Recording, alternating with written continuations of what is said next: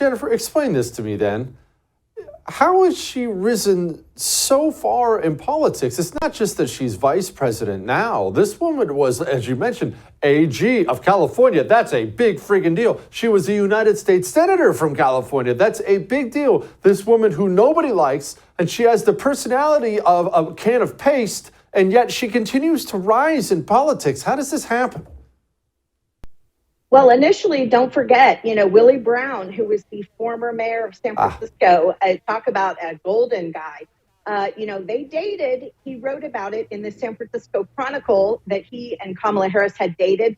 He got her first 2 or 3 jobs on a public commission in San Francisco.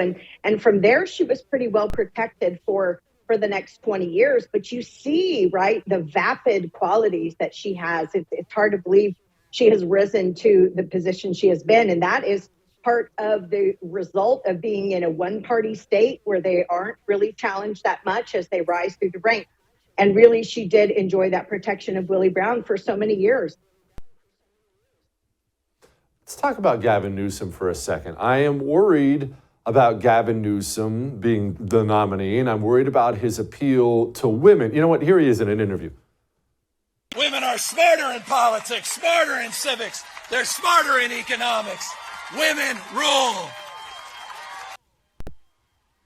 Okay, we'll set aside the ham-fisted, outreach towards women that's very cringeworthy.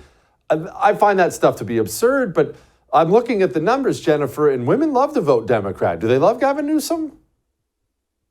Well, look, the women in California certainly do love Gavin Newsom, but the demographics in, say, the state of California are much different than the state of Ohio, the state of Oklahoma, the state of Texas, and some of those states he would have to win.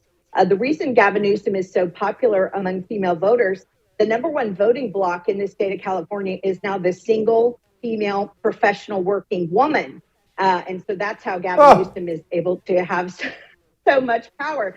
But look, we saw, in the elections this week, the state of Ohio, other states where the abortion issue is so important. So, Gavin Newsom is going to ride that all the way to the polls for his advantage. The GOP really needs to get with it in coming up with some alternate messaging here. There are a lot of other issues that women care about on a daily basis that impact their lives more on a daily basis. Those are issues like the economy, which Gallup poll now says is the number one issue for women at the polls.